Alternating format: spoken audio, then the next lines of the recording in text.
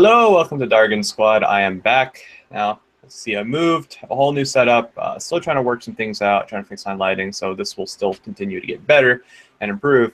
But anyways, with me, I have my lovely co-host Chris. Hey guys. And today we're just gonna kind of catch up on everything that's been happening and talk about what we've been doing on the side. So, actually, Chris, I think it's a great time for us to talk about with them what we just talked about now. Show them the new book. Oh yes. I just got Edge of the Empire. I'm so excited. So you guys know that I did an interview with Sam from Chouse and Chains a couple months ago now, I think, early in the summer, talking about this system, and I've actually since then played 2 one-shots with him. Unfortunately, the first one had technical difficulties, so it is not posted for public consumption. But the second one is, and we'll be sure to link it below if you want to tune in. But I've been having so much fun playing this game, so finally got the book. Yes. Yeah, as you're explaining about that game, which I thought was kind of cool, is that it's more or less narrative, and it's not just the DM that creates the entire story, it's also the PCs. And I'm kind of, that sounds very interesting, to say the least. Yeah, it's super, super narrative, and for people who want to see a really good example of that or listen to a really good example, the campaign podcast that I've been talking about so much is awesome for it. But for instance, you know, one of the things you do when you roll your dice is you have outcomes like successes and failures, but you also have advantages and threats. And as the players, you can suggest what you think your advantages should be.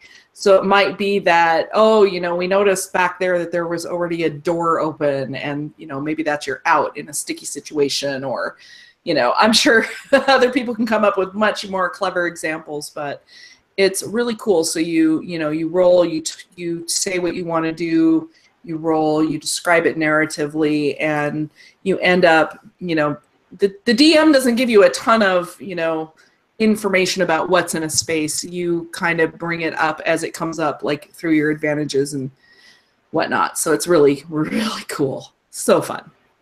I'm definitely going to try to get into a game, at least with that. And Deadlands, I've heard, was a lot of fun, too, which I've been kind of itching to get back into playing now that I've been able to sit down and relax. Yes. So but what speak of that. You've been playing, so why don't you tell people what you've been up to playing-wise?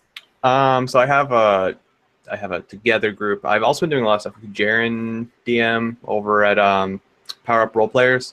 What's the name, right? But I've been doing a lot of work. I've been doing a lot of one-shots with helping him kind of create his masterpiece of like his own monster manual. And then I've also been doing my own home group games over here and getting ready with school and all this stuff that's coming up and all the fun things. But yeah, I almost got roped into a few games and I kind of denied them. I don't know why, but just been getting some weird feelings with some of the players about. And I played with definitely some interesting people for sure. Wow. It's been a lot of fun though. I've been experiencing other people's gaming style, and there's definitely a lot of very interesting, as I was saying, interesting characters. But I don't mean that in an offensive way. It's actually a lot of fun seeing how they kind of create their characters and how they've been doing that. So basically, I've been just kind of all over the place. I haven't really been doing a whole lot. But what I have been doing is I have been catching up on Critical Role, which is one of the only real D&D shows I've been watching lately, which is kind of sad. Other than just some of the other side, like, you know, tips and tricks type things.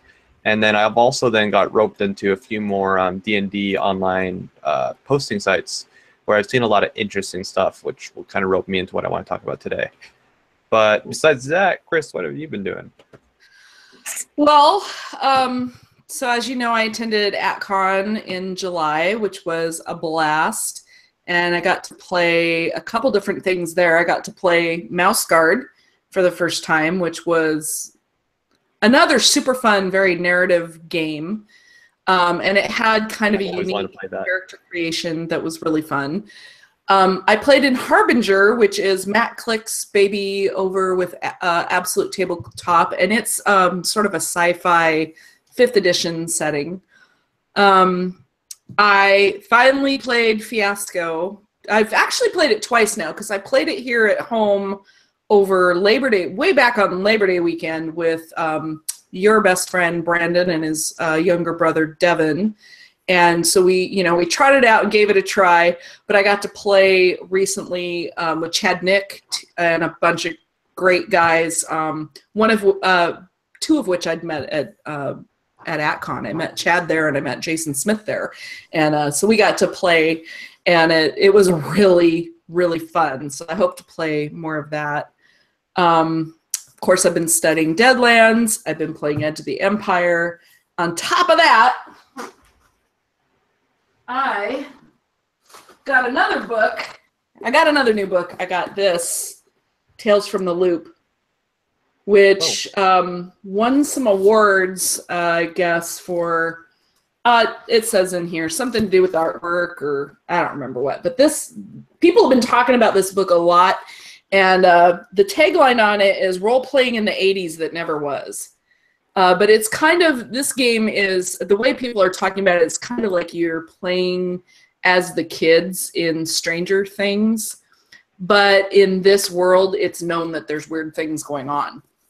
And it's, so it's kind of cool. There are a bunch of kids who, like, seek out all the weird mysteries. They're almost like, it reminds me of a little bit of Scooby-Doo meets Stranger Things. So we'll see how this goes. But this book is gorgeous. It's gorgeous. Yeah, it has a different feel than most. And then, they said 80s. And I don't know if this will translate to anybody. But, like, that layout in there of the chapters completely reminds me of textbooks when I was in junior high. So it definitely has an 80s feel to it. I guess I grew up in the 80s. Yes. So, yeah, so I've been doing a lot of that stuff. I also ran my first games for the public community, and those are posted online here on our channel if anybody wants to watch a noob GM stumble through her first 2 live sessions. I think you did great. Oh, that also reminds me too, another thing that I'm doing and Chris is doing is I made a character for one of the games that she will be running, and I'll actually be able to be a PC for once, which is going to be very cool and very interesting. So I've been creating my own character, and being a DM, I think I'm going overboard, but still he'll end up being playable. So we actually finally got to play together as PCs too. Oh yeah, we did. Yeah, we haven't had much chance to do that, and it was one of Jaren D&D's play tests. As Nate said, he's been working on a book, on a PDF, and he's had a lot of people from the community helping out. And so we also had Mary from our squad, who's been on the channel with us before, in that session as well. So we got to do a play test together, and that was fun. It was short, but it was fun. It was nice to finally get to play together and not be like one of us running and one of us playing. So, although sadly not very much RP, but that's okay. No, it was it was monster testing, so yeah, it was pretty much all battle, but it was still interesting. It was still fun. So yeah, so I've also, with Nate wanting me to run that game, I've been working on things for that and bits and pieces, all inspirational hit. I was listening to Roll Up and Die yesterday morning, and I don't even know what it was that they said that set me off, but I don't even think it was related necessarily to what they said, but I always get inspired when I listen to them. And boy, I was off and running, and I came up with several ideas for what's going on in my world. So that was a video on. Huh? We could totally do a video on that, and on my character in general too. We could, yeah, that might be fun. So if that's of interest to you guys, let us know in the comments below.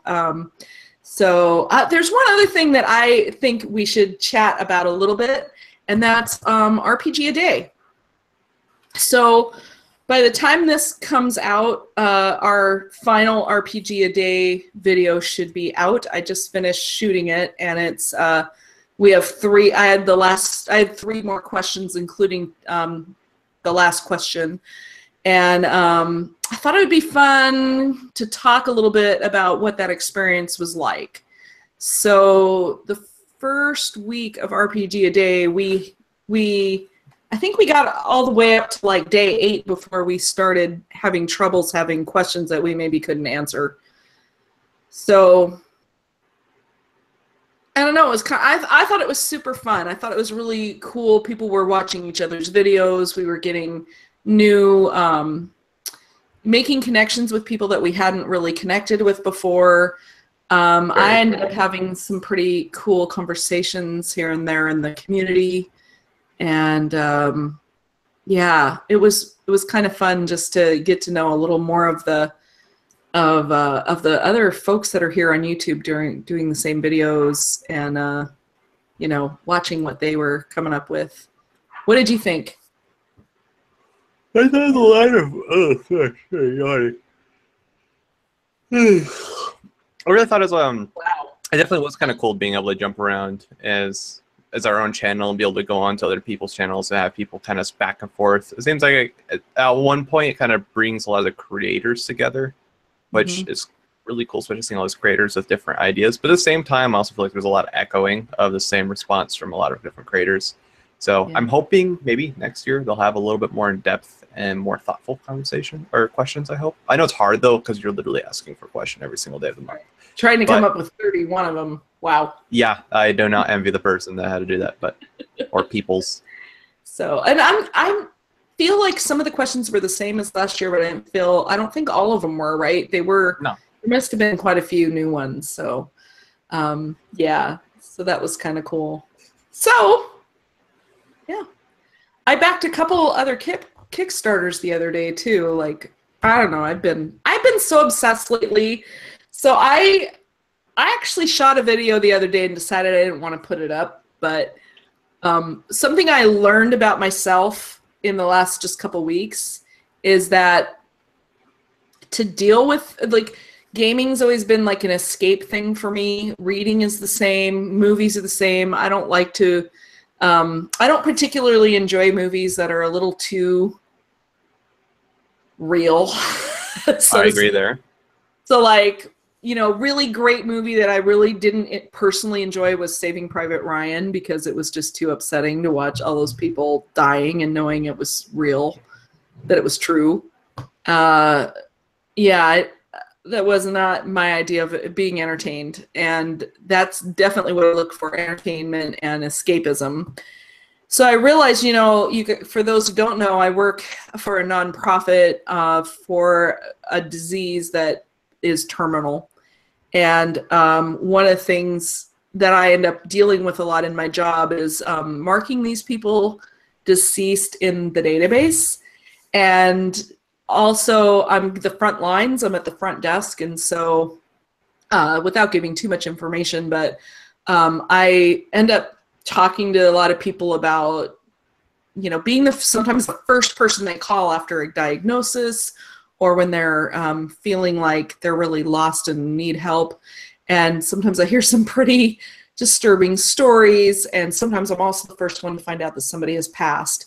And I've been there just over 4 years. I'm on year 5 now, so I'm at about 4.5 years at this point. And so in addition to that, the progression of the disease is such that a lot of familiar people, names that I've seen and or people I've actually met, are starting to pass away. So all that to say that what I've realized is that I've been super obsessed about gaming lately, and it's because I need that escape more than ever. Like, the pressure and the cumulative grief of dealing with my job has pushed me more and more to play. So I'm kind of curious what other people, you know, where does it fit in your life? Like, you know, is it purely entertainment?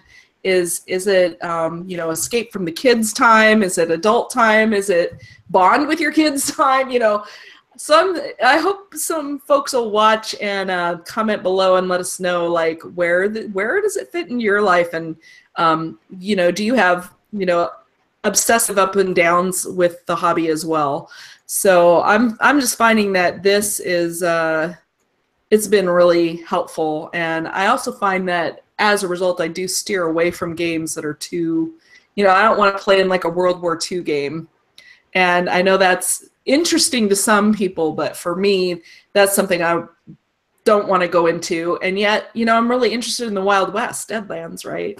Like, but it has a very strong fictional component. So that's really interesting that you brought that up, though, because just recently there's been a huge, no one can miss it, the huge topic of the LGBTQ friendly gaming books, like gaming stories. Yes. What do they have, the online things? I forgot what you call it. And one of the conversations brought up is that some people are a little bit offended. They don't think that that needs to be put in or forced into a storyline.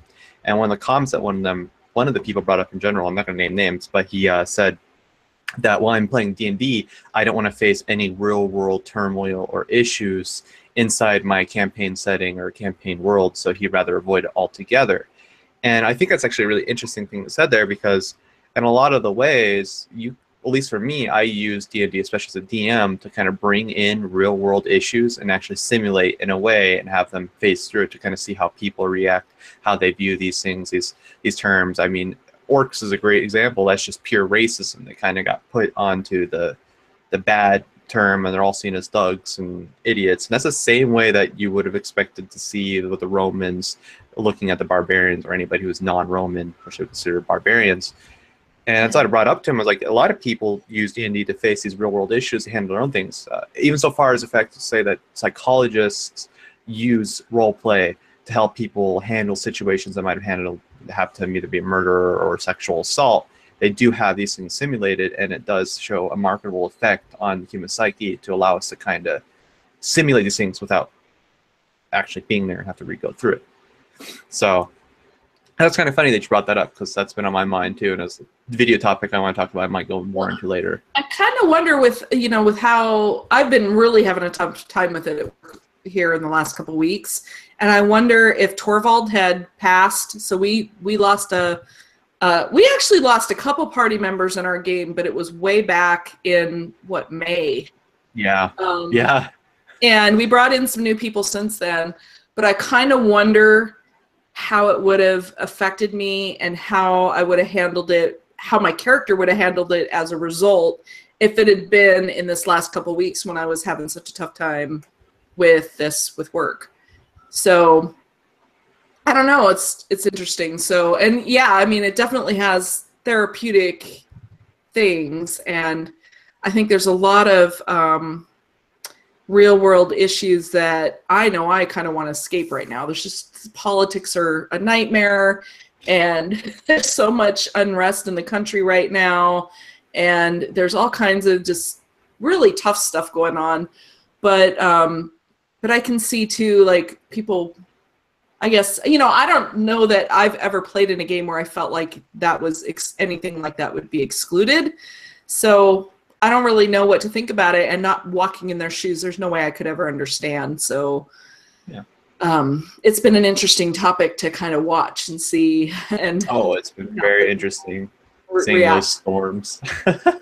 Yeah, so people are so angry about some trivial stuff. So angry. And it's not like I can't look at it and say, well, there's no female characters in gaming. Like, there's nothing in the game that I can really relate that to, because I feel like, as far as the game goes, everything I've been in has just been really wide open, and I've never felt like there's any discrimination in the game, aside from like you said, like more things about, monsters or, races that are frowned upon in game. But I guess maybe that's why that's there, so that we can work out those issues in a fictional way. I don't know, but yeah. I mean, my game especially, I'm very more open to, I mean, I do make it clear if there's a certain discrepancy between genders and a certain, right or religion or type of, I guess, people. For the most part, I feel like my game is pretty open to all this type of stuff. But I still like throwing that stuff in there every once in a while, like you guys having to meet the orcs and the goblins that live in the cave, and you realize they weren't all that bad, although they're pretty crazy. Right. We're pretty good about trying to talk to people. Yeah, really good, actually. You guys are not murder hobos in the slightest. Mm-mm. Which is like really refreshing. I mean, because I played in games where there was definitely some weird issues that the DM had. Really weird issues, especially about one of them about females. It was just weird. Not weird good. games. No, yeah, weird games. Yeah, but to carry on, there's another topic that I got brought into. I'm also part of this Critical Role fan club, and there's some really interesting conversations that go up there. And one of them, which got shut down, I'm not sure why, this guy basically made an attack on any other weapons other than, I believe his favorites were battle axe, longsword, and some other basic weapons.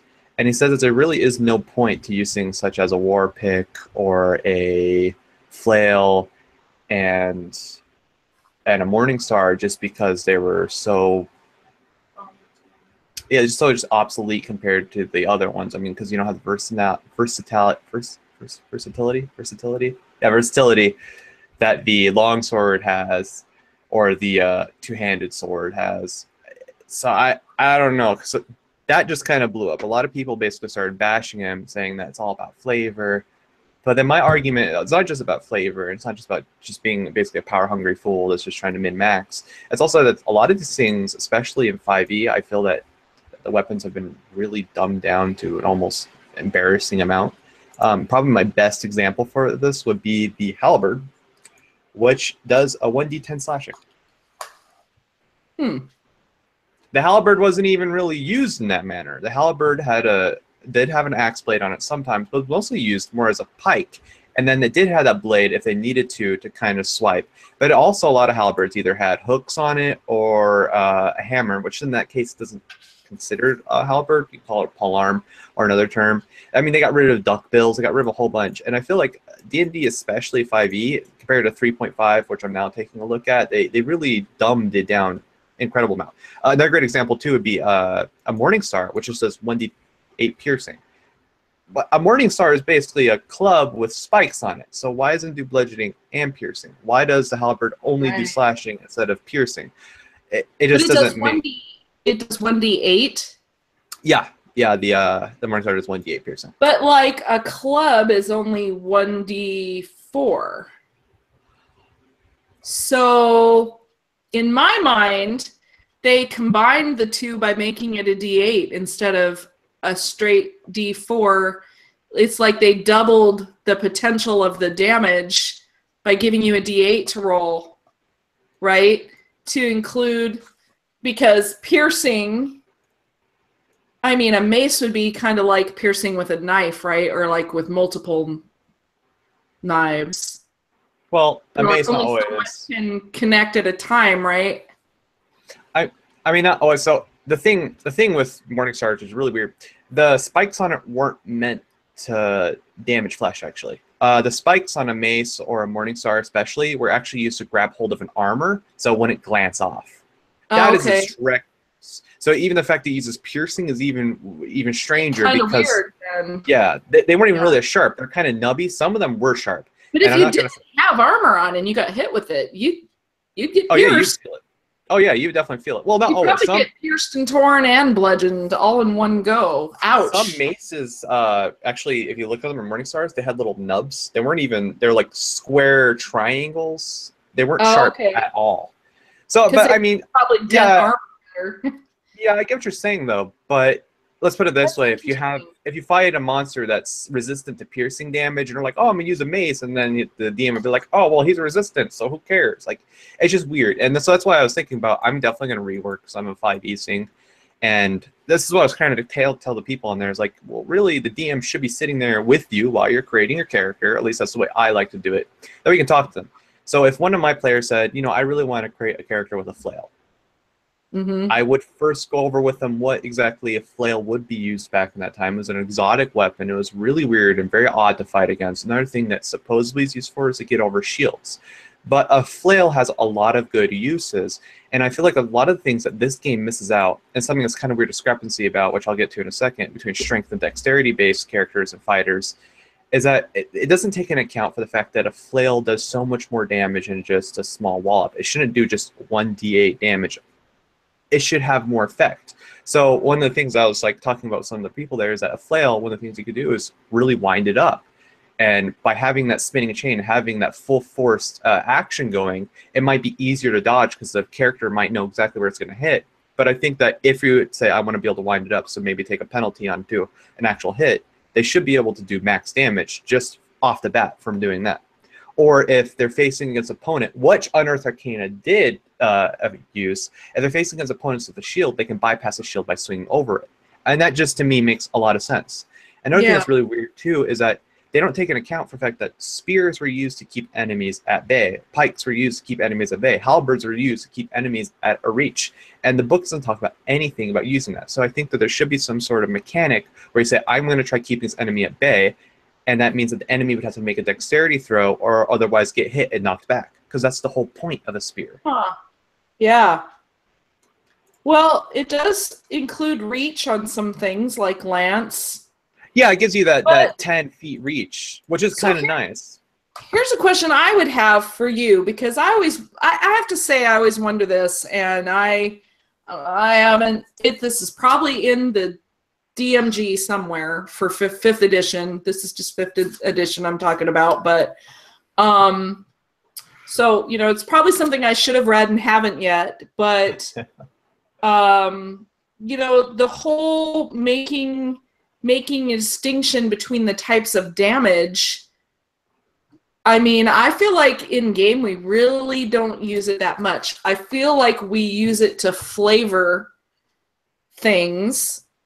Oh, you slash, so you cut this big gash and he's bleeding or whatever, but really, I mean, we don't really have a lot of effect. It's not like we treat piercing different as far as the amount of damage, I guess. The amount of damage you deal is the amount of damage you deal. So is there something more that's going on with that the DMs use that I haven't learned about yet? Or well, what I do, and this is one thing I was going to kind of come to, so dexterity weapons, I don't use this as much because they're light and they're meant to only hit weak points and weak points in armor. So the only extra additive that I do on the side, which I'll try to explain through narrative, which I've been kind of lacking lately, is that bleeding damage I do take into account for. If you keep on hitting a character and you keep on striking them, I'm going to have them make Constitution saves not to bleed out.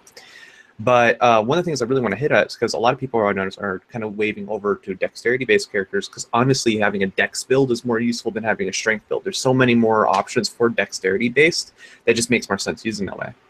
And so strength-based, I started thinking about some of the extra weapons that they have and some of the really large weapons and some of the things they use. Like a flail.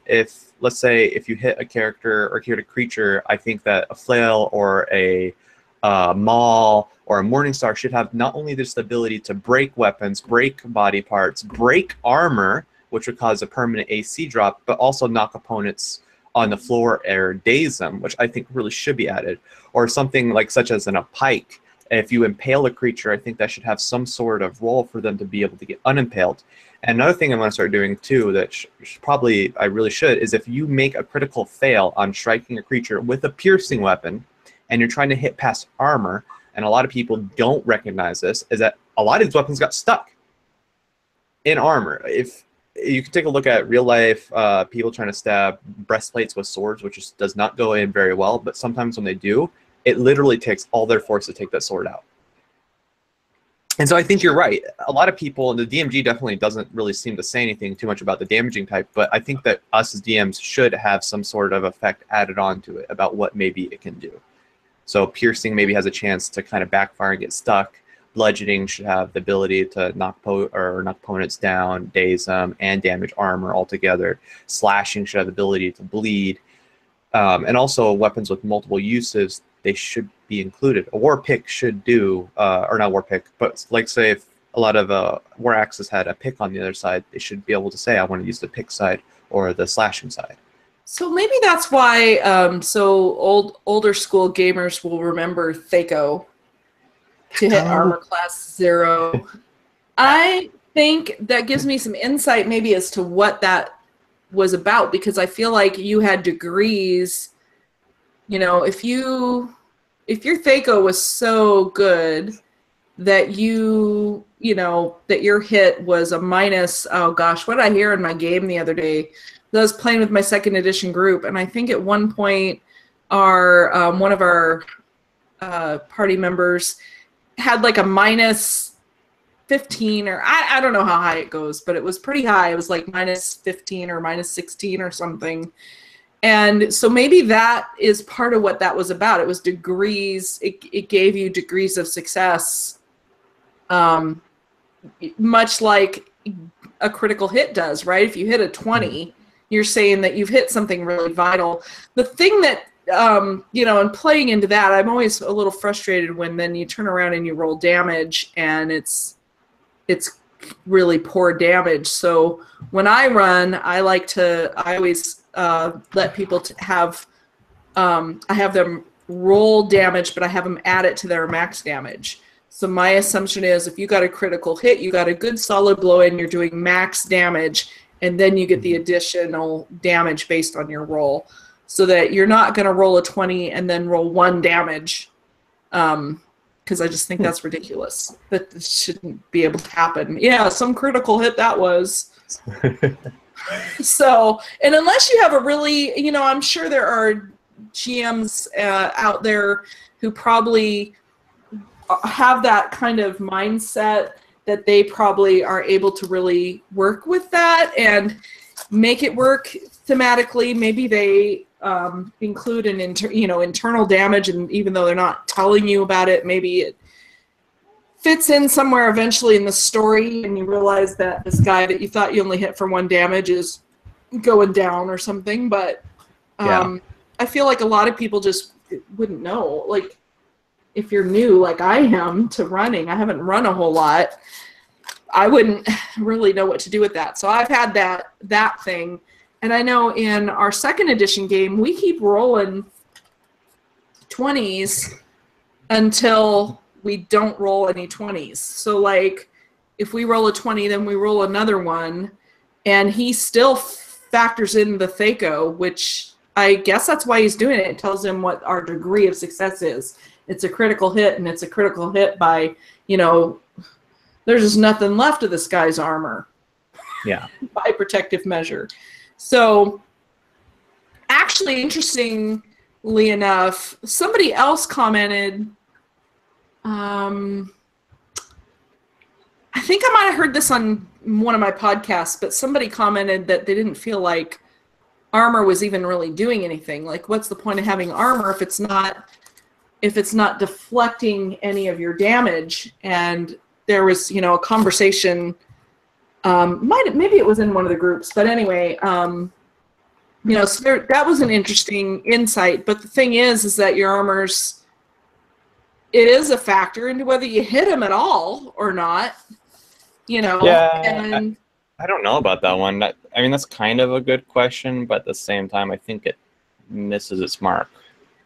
Yeah, well, it's interesting because in Edge of the Empire, probably all the Star Wars games, but this is the only one I've played, you have something called soak. And so your soak is essentially your armor class. And when you take damage, you subtract your soak from it. So if you have a soak of 2 and somebody hits you for 4, you only take 2 damage because it factors in your armor. So it's kind of like, which I think that should be added, especially for only people that are wearing half plate and full plate. But it's kind of like the ship, so you have to do a certain amount of damage to even hit the HP pool. Mm-hmm. So yeah, I kind of like that, and I think that makes a little bit more sense, but only to a degree. And I think that could work, especially with, as I was saying, heavy armor like plate and half plate, with the exception that I think bludgeoning damage should be able to bypass that soak 100%. Because the idea that slashing weapons do any damage, like a rapier does damage to full plate, is so unbelievably untrue. It's not even funny. And that's the one thing I was thinking about too.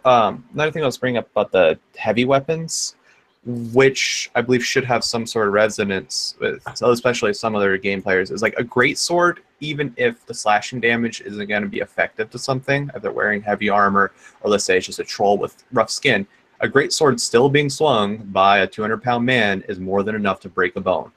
Easily. Yeah, right. Yeah. Well, yeah. That's just how it is. Like, it should be one of those ones that should be more than 1 damage type, and it doesn't make a lot of sense. Also, if somebody stabs with a sword, does this still count as slashing, or does that count as piercing now? Right.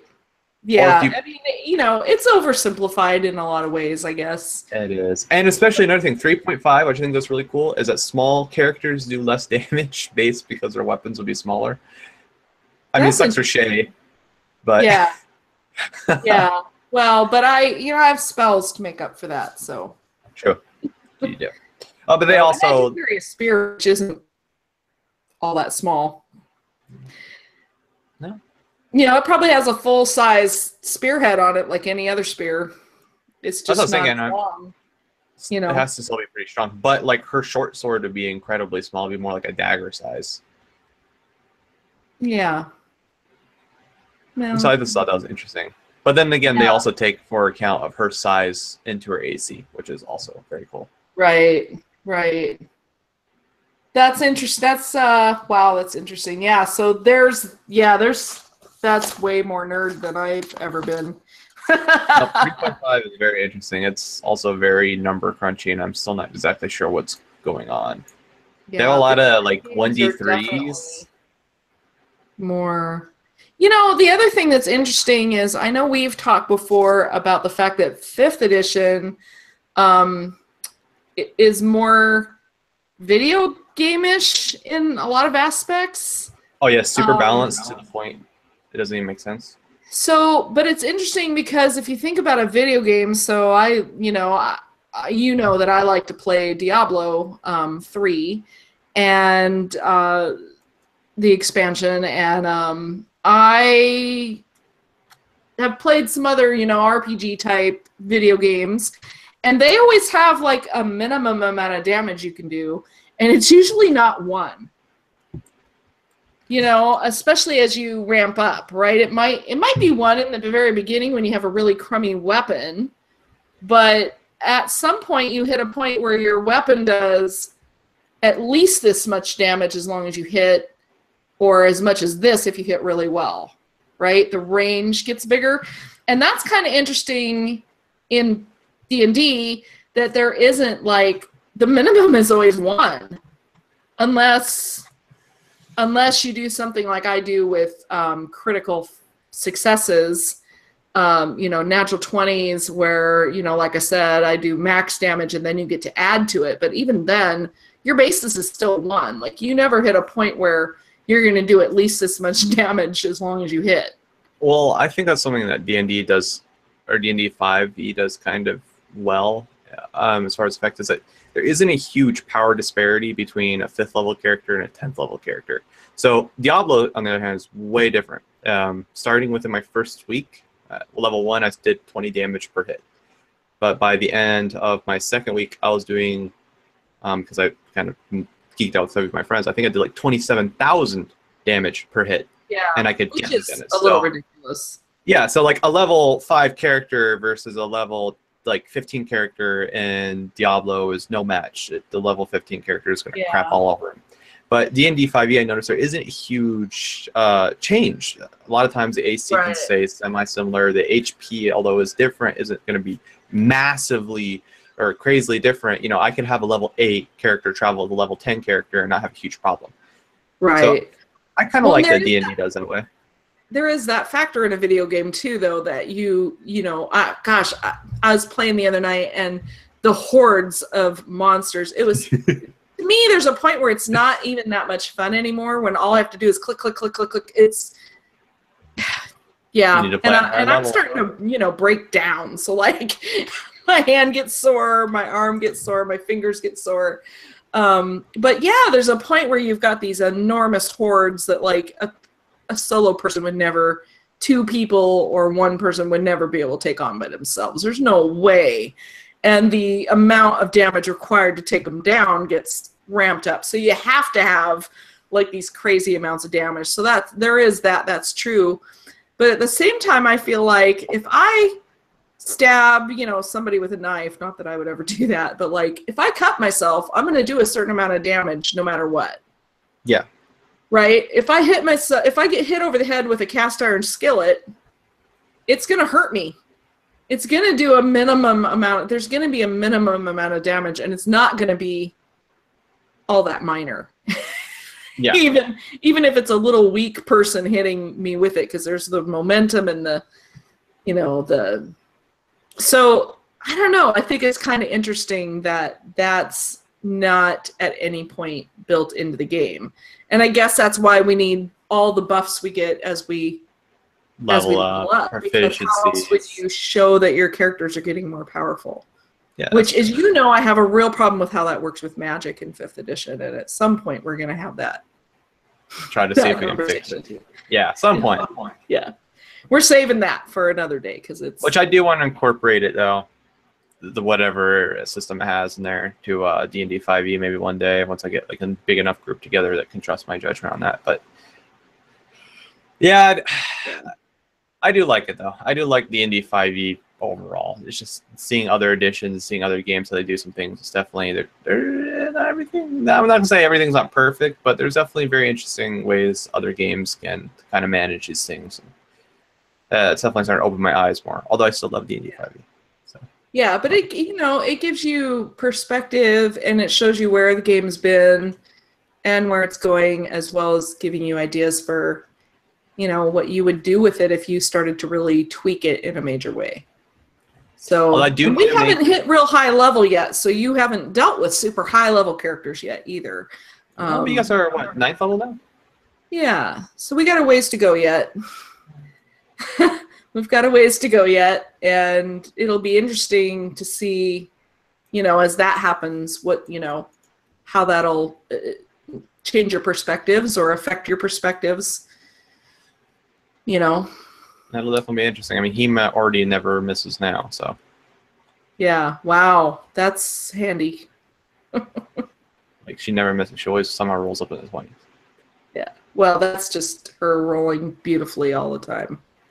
And having she's got a lot of stuff she gets to add on, bonuses.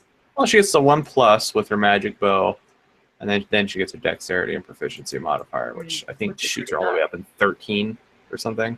Wow, that's high. Yeah. Or, no, 11. She gets a little plus 11. That's high. It's very hard for her to miss. Yeah. That's really cool. And it's that way in my 2nd edition game. I think our character Fern, who is a hunter, which is sort of the precursor, I think, to Ranger. He's a hunter. It's not actually even a 2nd edition class. It's something that came from an older version, and he carried it over as a favor to one of the players. So two of them are playing that. But anyway, the only way he can miss is if he rolls a 1. Or if something's got such a crazy AC. But I mean, everything's a hit for him now. So, and he's only, I don't know, I think he's only at 12th or 13th level. He's been one of the, he's had to work harder to level up, so. Oh, poor Fern. Yeah, he might be at 16. I don't know. I haven't checked in for a while, but I don't think he's quite that high. So meanwhile, I'm way up there at 18, and I think Kokoro's up at like 20 already. So I'm so excited to play, though. Yeah, playing's fun. It's nice to get a chance to play, and I think it's important for DMs to play.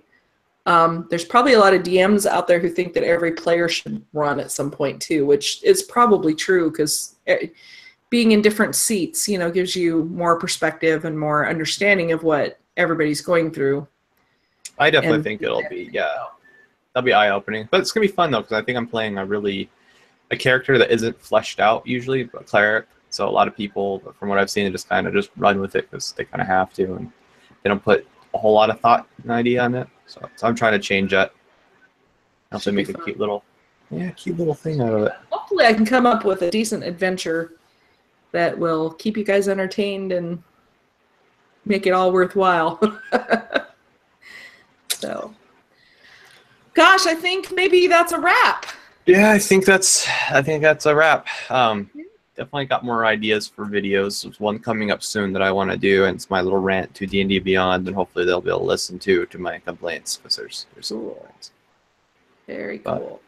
So yeah, guys, hopefully by the time this video comes out, we'll have our last RPG a day video up too. And gosh, I don't know. Thanks for tuning in. As always, we love to get your comments. We love to get your feedback. Let us know if there's videos you'd like to see. And we'll talk more about Brigade Con here soon and tell you about what we've got coming up for that. And give us a thumbs up. Don't forget to subscribe and share.